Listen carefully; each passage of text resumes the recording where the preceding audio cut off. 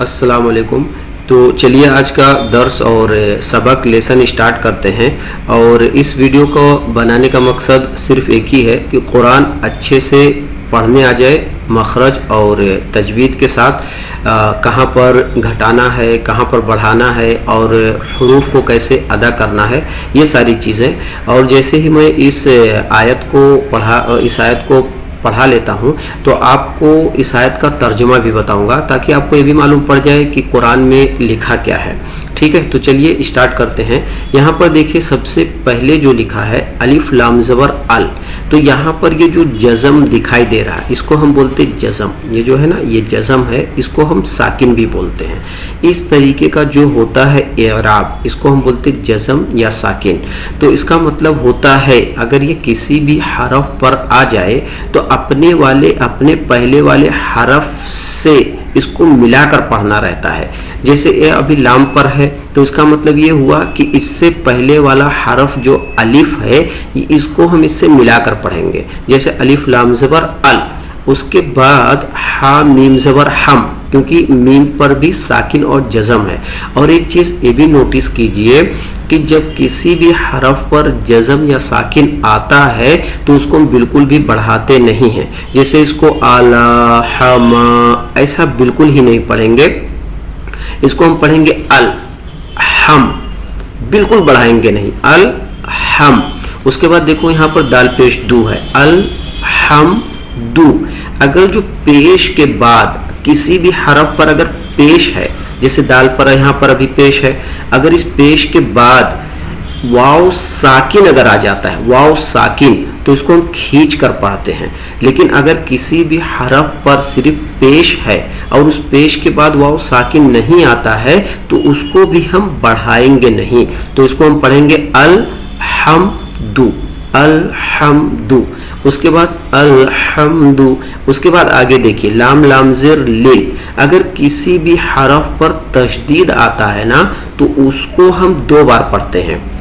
2 बार पढ़ने का क्या मतलब होता है, जैसे इस लाम पर तशदीद है तो इस लाम में एक लाम साकिन हो जाएगा। जैसे यहाँ पर देखिए इसी लाम पर तशदीद है तो और खड़ा ज़बर भी, तो इसमें एक लाम जो है ना साकिन हो जाएगा और दूसरा लाम पे ऑलरेडी खड़ा ज़बर है, तो ये ऐसा हो जाएगा। किसी भी हरफ पर अगर तशदीद है तो उसमें एक साकिन होता है और दूसरा वाला जो भी एराब है उस पर उसके साथ पढ़ेंगे। तो यहाँ पर पहला लाम साकिन, लाम लाम ज़िर लिल, लाम खड़ा ज़बर ला हाजिर ही, लिल्लाही।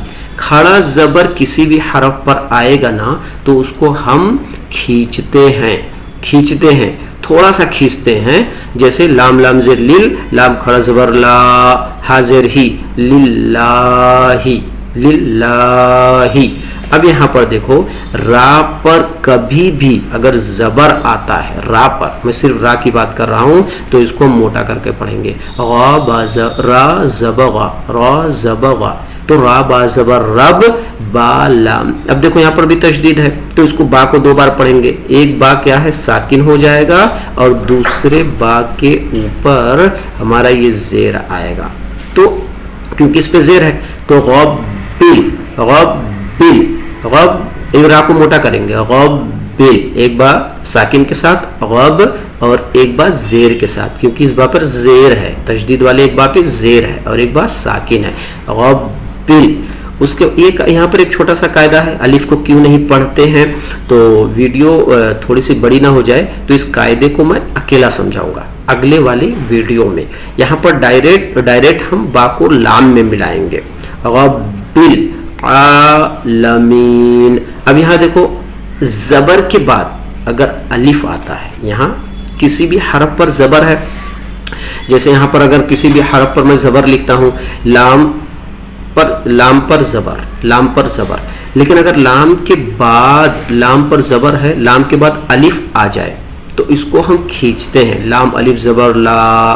तो यहाँ पर भी देखो आयन पर किसी भी हरफ पर ज़बर, उसके बाद अलिफ आता है तो उस हरफ को खींचते हैं। तो यहाँ पर किसी भी हरफ पर ज़बर है यानी कि जो कि आयन है, तो आयन पर ज़बर है तो इसको खींचेंगे, आयन अलिफ ज़बर आ, लाम ज़बर ला, मीम या ज़िर मी, यहाँ पर भी देखो एक आयत के बाद इसको हम हज़फ कर देंगे, इसको नहीं पढ़ेंगे, आलमीना नहीं पढ़ेंगे। इसका भी एक रूल है, तो उसको भी मैं आपको इंशाल्लाह ज़रूर बताऊंगा।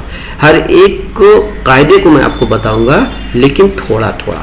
अब यहाँ पर आइन अलिफ ज़बर आलमीन, इसको हम हज़फ कर देंगे आयत होने की वजह से। तो इसको हम कैसे पढ़ेंगे? अल्हम्दु लिल्लाहि रब्बिल आलमीन। ठीक है, तो इस तरीके से पढ़ेंगे। तो अब इसका ट्रांसलेशन देख लेते हैं, क्योंकि ट्रांसलेशन भी जानना बहुत ज़रूरी है। अगर जो हमको कुरान पढ़ते हैं डेली, एक आयत मैं इंशाल्लाह दर्स में डालूंगा, तो इससे आपको कुरान भी पढ़ने आ जाएगा और आपको ये भी मालूम पड़ जाएगा कि कुरान में लिखा क्या है। तो चलिए इस आयत का तर्जुमा देख लेते हैं और अल्लाह तबारक व तआला कुरान में क्या कहता है वो चीज़ देख लेते हैं, क्योंकि तर्जुमा भी बहुत ज़रूरी होता है।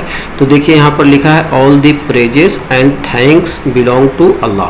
तो यहाँ पर ऑल द प्रेजेस का मतलब होता है सारी की सारी तारीफ़ें, एंड थैंक्स और जो शुक्रगुजारी है वो किसके लिए है? बिलोंग टू अल्लाह, जो कि अल्लाह के लिए है।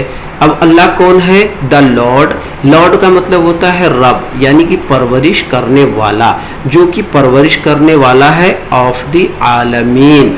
ऑफ द आलमीन का मतलब होता है दुनिया और आखिरत का, दोनों जहान का।